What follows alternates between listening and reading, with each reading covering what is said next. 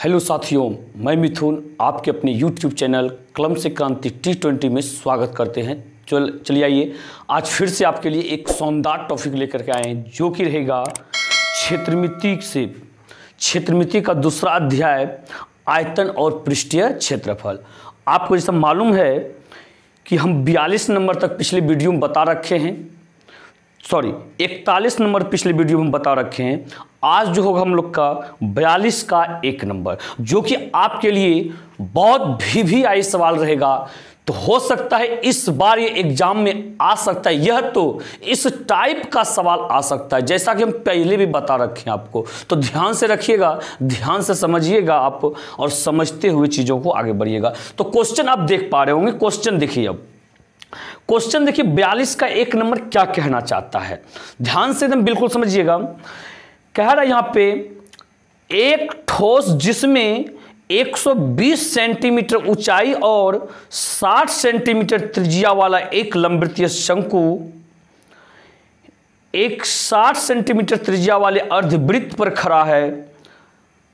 एक पानी से भरे लंबवृत्तीय बेलन में लंबवत उसके पेंदी में सटा कर रखा जाता है। बेलन में बचे पानी का आयतन ज्ञात करें यदि बेलन की त्रिज्या 60 सेंटीमीटर और ऊंचाई 180 सेंटीमीटर हो। ध्यान से समझिएगा आप, अभी हम इस क्वेश्चन को हटाने वाले हैं, हटा दिया जाएगा। आप पहले समझ लिए अच्छी तरह से क्या करने वाले हैं, उसके बाद फिर सॉल्यूशन हम लोग साथ में मिलकर करेंगे। तो देखिए यहाँ पे क्या कहता है, एक ठोस जिसमें 120 सेंटीमीटर ऊंचाई वाला और 60 सेंटीमीटर त्रिज्या वाला एक लंबवृत्तीय शंकु की यानी कि ऊंचाई जो दिया गया है 120 दिया गया। भाई साहब यहां दर्शा दीजिए 120 सेंटीमीटर क्या शंकु। ये देखिए ऊपर में शंकु आकार भाग बनाए हुए हैं, नीचे अर्धगोला है और इसको जो परिमित किया गया है किसके द्वारा, बेलन के द्वारा। क्लियर है ये। और क्या कहता है यहाँ पे 60 सेंटीमीटर त्रिज्या वाला, यानी कि त्रिज्या कितना है इसका, 60 सेंटीमीटर है। ये देखिए त्रिज्या होगी 60 सेंटीमीटर, ठीक है। शंकु एक 60 सेंटीमीटर त्रिज्या वाले अर्धवृत्त पर खड़ा है, यानी इस अर्धवृत्त का भी जो त्रिज्या 60 ही है। तो देखिए ये जो त्रिज्या ये शंकु के लिए भी है और ये अर्धगोला जो है ये अर्धगोला के लिए भी है, ठीक है। तो अब फिर कहता है एक पानी से भरे लंबवृत्तीय बेलन में लंबवत उसके पेंदी से सटा कर रखा जाता है। देखिए इस ठोस को ये जो कहने का मतलब है शंकुआकार जो एक अर्धगोला पे जरा हुआ है ठोस, इसको जो है इस बेलन में रख दिया गया पेंदी से सटा करके, जो कि पूरा पानी से भरा हुआ था। बेलन क्या था, पूरा पानी से भरा हुआ था। इस बेलन का ऊंचाई जो है 180 सेंटीमीटर है, 180 सेंटीमीटर है। क्लियर है ये, ध्यान से रखिएगा 180 सेंटीमीटर। कह रहा यदि बेलन की त्रिज्या 60 सेंटीमीटर और ऊंचाई 180 सेंटीमीटर हो, तो भाई साहब त्रिज्या का बात कर रहा है 60 सेंटीमीटर। देखिए इसका जो आधार है वही आधार तो बेलन का भी है, यानी कि बेलन का भी त्रिज्या क्या होने वाला है। आप चाहें तो ऐसे कर सकते हैं इसको, ये बेलन का भी त्रिज्या जो है 60 सेंटीमीटर का ही होगा। अब कहता है यहाँ पे उसमें बचे पानी का आयतन निकालिए, थोड़ा सा बस 10 सेकेंड और। अब बताइए एक चीज, इसमें बेलन में जो है पूरा पानी भरा हुआ है, इसमें हम एक ठोस डुबा रहे हैं, उसमें हम एक ठोस डुबा रहे हैं, तो बताइए उसमें कितना पानी बचेगा। ये बेलन में जो ऑलरेडी पानी था उसमें से क्या करेंगे, ठोस का पानी को घटा देंगे, उसमें से ठोस के पानी को घटा देंगे तो बच जाएगा उसमें शेष पानी। जैसे कहने आपके घर में एक बाल्टी में पानी है, उसमें जाके आप पत्थर को डुबा दीजिएगा, उसमें कितना पानी बचेगा। पत्थर द्वारा निकाला गया पानी को यदि आप घटा देते हैं तो बच जाएगा शेष पानी। और वही हम यहां करने वाले हैं कि इस ठोस को जो इसमें डाल रहे हैं इसके आयतन को घटा देंगे, किसमें, पूरे बेलन के आयतन में, तो निकल जाएगा मेरा शेष पानी का आयतन। क्या आप इन चीजों को समझ पा रहे हैं?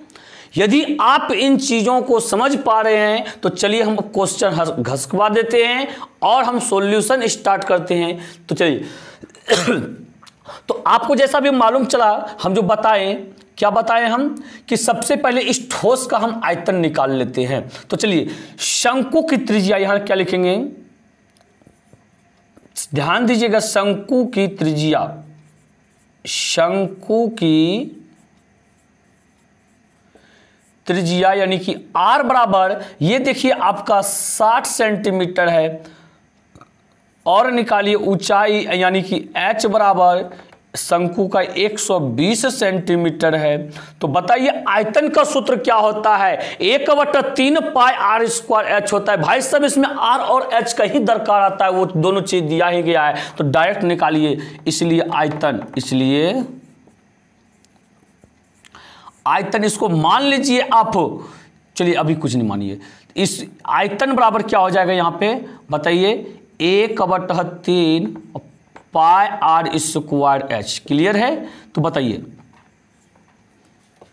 1/3 हो गया, अब पाई को अभी पाइये रहने दीजिए, और r स्क्वायर, तो r कितना है 60 गुना 60, और h का बात रहा, h कितना है 120 है, h कितना है 120 है। क्लियर हो गया ये? इसके बाद देखिए आप इसको कटा सकते हैं 3 से, 3 चौके 12, 3 चौके 12 40 हो गया, यानी कि ये हो गया क्या, 6 के 36, 6 के 36, तो चलिए तो बाद में कॉमन लेने में अच्छा रहेगा, रहने दीजिए उसको, पाई गुना 60 गुना 60 गुना 40। क्लियर है? ये सेंटीमीटर क्यूब हो गया, ये किसका, शंकु का आयतन हो गया। अब चलिए भाई साहब अर्धगोला में, अर्धगोले की त्रिज्या क्या लिखेंगे यहां पे,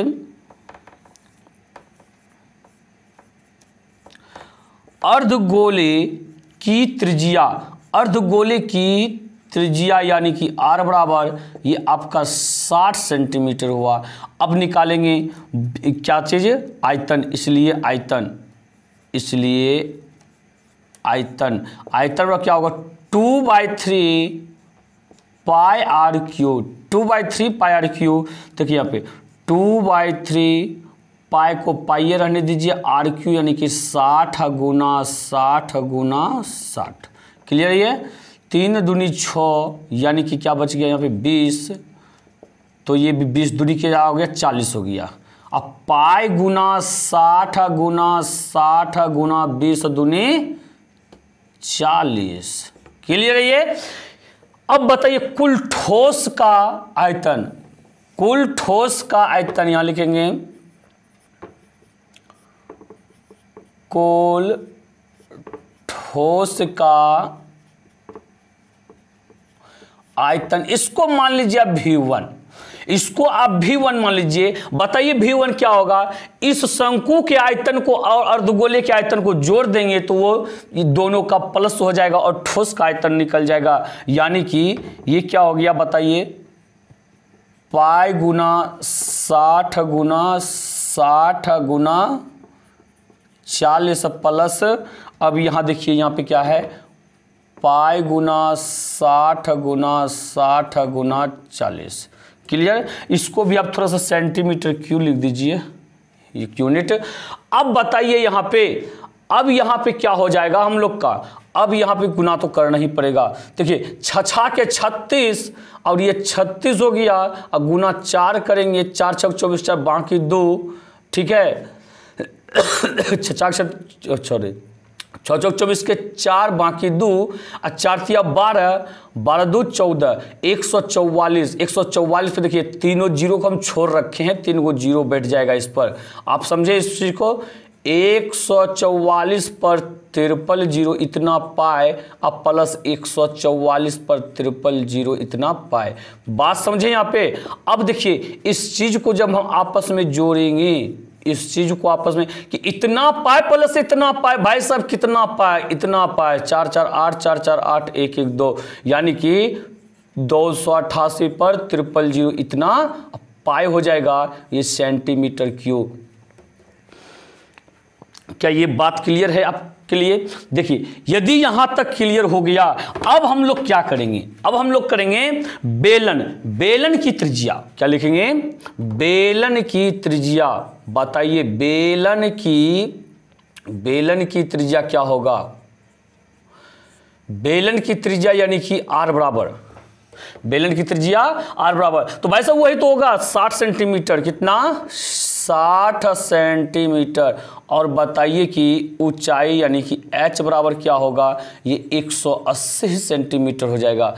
इसलिए बताइए आयतन, इसलिए आयतन यानी कि V2 बराबर क्या हो जाएगा, ये होता है पाई r स्क्वायर h, पाई r स्क्वायर, r का वैल्यू 60 गुना 60 गुना h का वैल्यू 180, 180 हो गया ये। अब बताइए यहाँ पे थोड़ा सा देखिएगा, यहाँ पे यहाँ जो होगा हम लोग का ये चीज़ क्या होगा, तो 6 के 36 हो गया ये। अब गुना में करेंगे 18, चलिए गुना कर दीजिए, 8 6 के 48 के 8 बाकी 4, 8 से 24, 24 4 28 हो गया। और 6 1 का 6, 3 1 का 3 हो गया, ये 8 हो गया, 8 6 14 4 बाकी 1, और 3 2 5 1 6 तो हो गया। और 3 0 बचा हुआ भाई सब, 3 को 0 दे दीजिए आप। कितना हो गया यहाँ पे 64, 8 पर 3 को 0 इतना, और पाई जो बचा हुआ ही है तो है इतना सेंटीमीटर क्यूब। क्लियर हो गया ये। इसके बाद अब देखिए, अभी जस्ट आपको क्या बताएं, बिल्कुल हलवा सवाल है, आप घबराइएगा नहीं। और ऐसा ही सवाल 5 नंबर वाले में पूछा जाता है, तो ध्यान रखिएगा, एकदम बिल्कुल लगेगा जैसे कि फ्री में 5 नंबर उठा लिए एग्जाम में। तो अब शेष पानी का आयतन निकालेंगे। यहाँ पे क्या निकालेंगे हम लोग, शेष पानी का आयतन। तो भाई साहब शेष पानी का आयतन यानी कि V बराबर, तो अभी जस्ट बता रखे हैं ना, ये बेलन के आयतन में ठोस के आयतन को घटा देंगे तो निकल जाएगा शेष पानी का आयतन। यानी कि क्या करना है, V2 माइनस V1 करना है, V2 माइनस V1। तो भाई साहब बोलिए V2 कितना है यहाँ पे 64, 8 पर 3 0 इतना, पाई माइनस वहाँ पे कितना है देखिए, तो V1 कितना है, ये है 288 पर 3 0 और पाई। बात समझें। अब यहाँ तक यदि आप समझ रहे हैं तो देखिए पाई को आप ले लीजिए कॉमन, पाई ले लिए कॉमन, तो 64, 8 पर 3 को 0 माइनस 288 पर 3 को 0। अब बताइए घटाइएगा, बोलिए एक चीज देख रहे हैं, पाई का वैल्यू कुछ रखने के लिए भी कह रहा है क्या, नहीं कह रहा है, रखने के लिए नहीं कह रहा है, तो 22/7 आप रख दीजिए। 22 ये हो गया 7, और गुना में इसको घटा करके देखिए 3 को 0, 0 में 0 जाएगा, 0 ये होगा। अब बताइए 8 में से 8 गया तो 0 ये, और 4 में से 8 नहीं घटेगा, इससे पहले चल 14, 14 में 8 गया तो 6 हो गया, और यहाँ पे जब 5, 5 में 2 गया तो 3 हो गया, यहाँ पे कितना हो गया 3। क्लियर है। अब बताइए यहाँ पे हम क्या कटा सकते हैं इसको, 36 पर 4 0 तो कटा सकते हैं क्या, इससे 4 7 से नहीं कटा सकते हैं, तो इसको गुना करके और भाग दे करके आप पूर्णांक में इस चीज़ को लिख सकते हैं। तो इस चीज़ को देखिए आप 1 मिनट के लिए ध्यान दीजिएगा, सारे यूनिट था सेंटीमीटर में, लेकिन आंसर भाई साहब आपका है मीटर में, मीटर क्यों में। या तो आप यहीं पे सारे चीज को सेंटीमीटर को मीटर में बदल सकते थे 100 से भाग दे करके, या तो आप यहाँ पे हम निकाल ही दिए हैं तो कोई बात नहीं है, यहाँ भी हम बदल सकते हैं। हम अब आयतन को भी बदलने के लिए बताए हैं आपको, यदि आप नहीं जानते हैं तो सर्च कीजिए इकाई में परिवर्तन, इकाई, वर्ग इकाई, घन इकाई में परिवर्तन बाय मिथुन सर। हम वहां बताएं कि आयतन यदि कहने मतलब निकल जाए कोई दूसरा इकाई में, हमको कन्वर्ट करना किसी दूसरे इकाई में कैसे करेंगे। तो देखिए होता क्या यहाँ पे, 1 सेंटीमीटर बराबर, सॉरी 1 मीटर बराबर, 1 मीटर बराबर 100 सेंटीमीटर होता है। इसको क्यों बदलना है, इसका हॉल क्यों कीजिए, इसका भी आप हॉल क्यों कर दीजिए, यानी कि 1 मीटर क्यूब बराबर 1 पर देखिए 2 0 है ना, क्यों करेंगे 6 0 हो जाएगा, 1 2 3 4 5 6 कीजिएगा। 100 गुना 100 गुना 103 बार कीजिएगा, होगा इतना ही होगा आपका, इतना सेंटीमीटर क्यूब। माना क्या पता चला, इस सेंटीमीटर क्यूब को जब मीटर क्यूब बदलेंगे तो इसको भाग दे देंगे 1 पर 6 0 से, यानी कि गुना कर सकते सकते हैं 1/1 1 2 3 4 5 6 जीरो से 1 2 3 4 और 1 2 3 4 जीरो से खत्म हो गया ये। और इसके बाद की चीजों को देखिए आप क्या कीजिएगा, इसके बाद देखिएगा आप 36 गुना 22 कर लेंगे भाई साहब। देखिए थोड़ा सा हम करके देखते हैं, ये 36 गुना 22, ठीक है, ये 36 और 22 बचा है, 36 गुना 22 से गुना कीजिए, 2 6 12 2 बाकी 1 2 3 6 1 7 हो गया, और 6 2 12 2 बाकी 1 3 6 1 7 हो गया, यहाँ पे 2 हो गया, और 7 2 9 7, ये हो गया 792। ध्यान दीजिएगा यहाँ पे 792 बटा 7 गुना 100 कितना हो गया, 700 हो गया, कितना हो गया ये 700 हो गया। क्लियर है यहाँ पे। अब देखिए ध्यान दीजिएगा, थोड़ा भाग दे के देख ले, इसको 700 से भाग दे रहे हैं तो कितना हो रहा है, थोड़ा सा